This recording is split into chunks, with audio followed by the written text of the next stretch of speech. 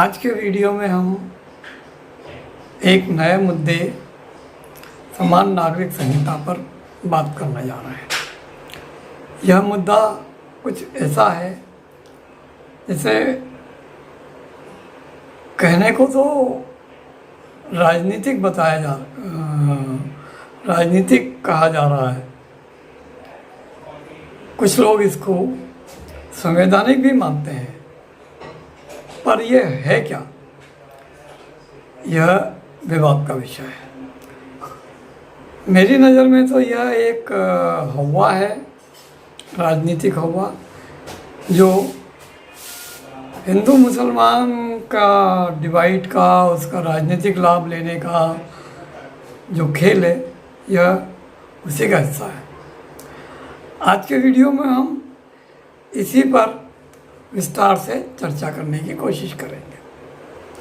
मित्रों, यह चैनल आपका अपना चैनल है। इसको लाइक करिए, सब्सक्राइब करिए और बेल आइकन की घंटी दबा दीजिए। इससे हमारा हौसला मिलता है, इससे हमको हमारा साहस बढ़ता है और हमें नया वीडियो बनाने का हौसला मिलता है। तो चलिए आज के वीडियो की हम शुरुआत करते हैं।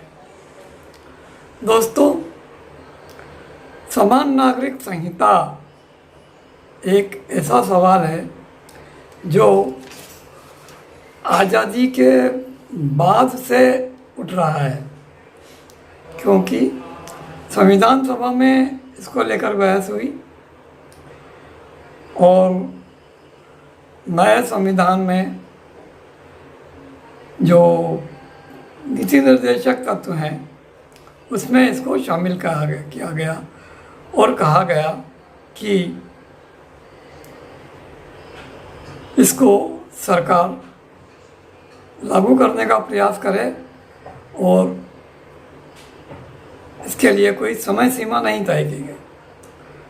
और संविधान सभा में भी यह बात उठी थी और बाद में भी, माफ़ करें, यही बात उठी कि जो संविधान हमको मौलिक अधिकार देता है, समानता का अधिकार देता है, धार्मिक स्वतंत्रता का अधिकार देता है, धार्मिक आधार पर भेदभाव नहीं करने का अधिकार देता है, तो समानता का अधिकार और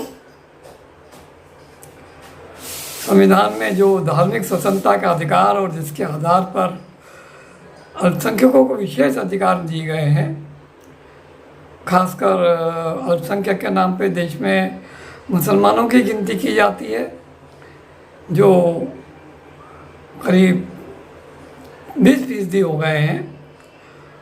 उनके अधिकारों की बात ज़्यादा होती है और इस समान नागरिक संहिता का जो विरोध है वो मुस्लिम पर्सनल लॉ बोर्ड ही ज़्यादा करता है।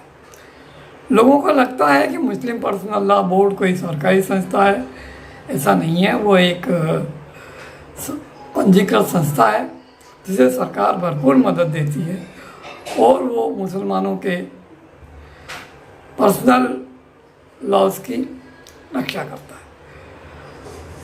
अब ये संवैधानिक है क्योंकि इसमें, जैसा कि मैंने बताया आपको, कि संविधान में नीति निर्देशक तत्वों में इसकी व्यवस्था है और लाने के लिए सरकार को निर्देशित किया गया है।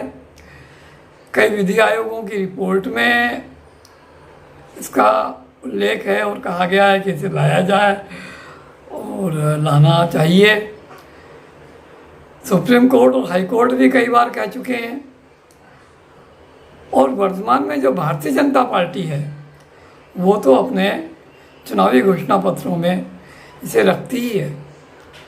इतना ही नहीं, तो जनसंख्या जमाने से हम समान नागरिक संहिता की बात कर रहे हैं, तो भाजपा कहती है कि जिस प्रकार हमने धारा 370 हटाया, यह हमारे घोषणा पत्र में था, हमारा वादा था, उसी प्रकार समान नागरिक संहिता लाना भी हमारा वादा है और उसे हम लाएंगे।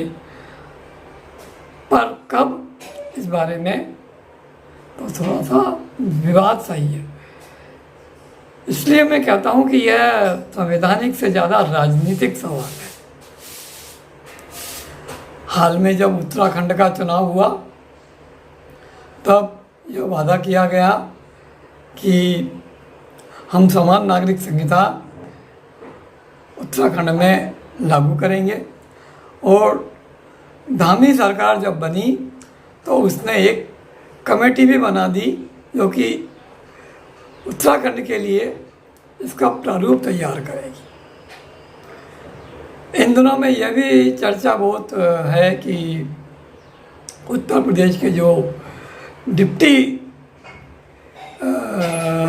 चीफ सेक्रेटरी हैं केशव प्रसाद मौर्य, वो भी कह रहे हैं कि हम उत्तर प्रदेश में भी समान नागरिक संहिता लागू करेंगे। लेकिन दोस्तों, दिलचस्प बात यह है कि समान नागरिक संहिता को लागू किया जाए और इसे राज्य लागू करे, यह बात कही गई है। लेकिन राज्य से आशय केंद्र और राज्य सरकार वर्तमान में जो है दोनों से है। लेकिन यह बात ध्यान रखने की है कि राज्य इसको आसानी से लागू नहीं कर सकता। यह एक विवाद का विषय बनेगा और सुप्रीम कोर्ट में जाएगा, क्योंकि यह संविधान में साफ व्यवस्था है कि पर्सनल लॉ से जुड़े मामलों में राज्य कानून नहीं बना सकता। उसके लिए उचित मंच संसद और केंद्र सरकार है, तो केंद्र सरकार को ही बनाना है।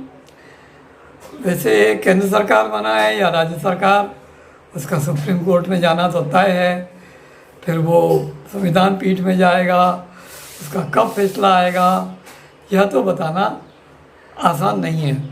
पर यह तय है कि इस दिशा में काम होगा और इसके लिए माहौल बनाया जा रहा है।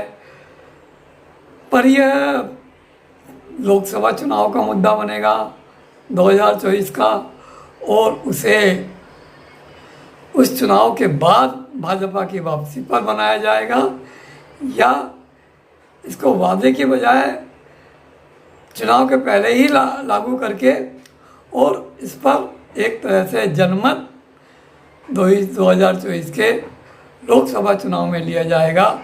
यह हमें देखना है। मित्रों, जहाँ तक इस पर विवाद का विषय है तो यह तो होना ही है, क्योंकि पूरी राजनीति इन दिनों में हिंदू और मुसलमान और उनका विभाजन, हिजाब और हनुमान चालीसा और मस्जिदों पर माइक और उनकी आवाज़ पर ही टिक गई है। पर यह ठीक नहीं है। ये सब मामले शांति से सुलझाए जा सकते हैं और समान नागरिक संहिता विकास में सहायक है।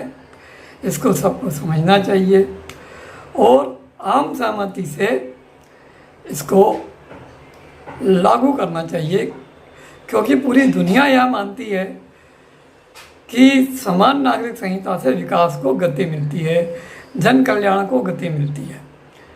और दिक्कत यही है ना कि आम सहमति बनेगी कैसे, और आम सहमति ना बनेगी और राजनीतिक सत्ता का उपयोग करके इसको लाया जाएगा तो संविधान सभा में इसमें कब तक फैसला होगा यह कहा नहीं जा सकता। देखिए क्या होता है। विवाद है, शुरू हुआ है, चुनाव तक, लोकसभा चुनाव तक, राज्यों के चुनाव में ये चलेगा। हर राज्य अपने हिसाब से बोलेगा, हर पार्टी अपने हिसाब से बोलेगी। पर हमारी राय यह है कि इसमें शांति रखी जाए, विवादों को जन्म नहीं दिया जाए और देश हित में जो हो उस पर आम राय बनाई जाए। और देश हित में समान नागरिक संहिता है, यह संविधान बनाने वालों की भी इच्छा थी, यह आज़ादी के पहले की भी इच्छा थी, यह संविधान की भी इच्छा है, तो क्यों ना इसे लागू किया जाए। पर इसे शांति से, आम सहमति से लागू किया जाए और न्यूनतम विवादों के साथ लागू किया जाए, ऐसी हमारी राय है। मित्रों, इस वीडियो में इतना ही, और चलते चलते हम एक बार फिर आपको याद दिला दें कि अगर अभी तक आपने इस वीडियो को सब्सक्राइब नहीं किया है तो सब्सक्राइब कर दें, लाइक नहीं किया हो तो लाइक कर दें और हमारा हौसला बढ़ाएं। दोस्तों, हम इसका लिंक ट्विटर पर भी डाल रहे हैं। हमने एक व्हाट्सएप पे ग्रुप भी बनाया है, ओम प्रकाश गौड़, उसमें भी कई मित्रों को शामिल किया है। और भी जो मित्र शामिल होना चाहते हैं वे मेरे व्हाट्सएप नंबर पर अपना नाम, स्थान, अपना व्हाट्सएप नंबर आदि भेज दें तो मैं उनको भी अपने ग्रुप में शामिल कर लूँगा, जिससे उन्हें नए नए वीडियो का लिंक मिलता रहेगा। और नोटिफिकेशन की घंटी आप दबाएंगे तो वहाँ से भी आपको मिलेगा।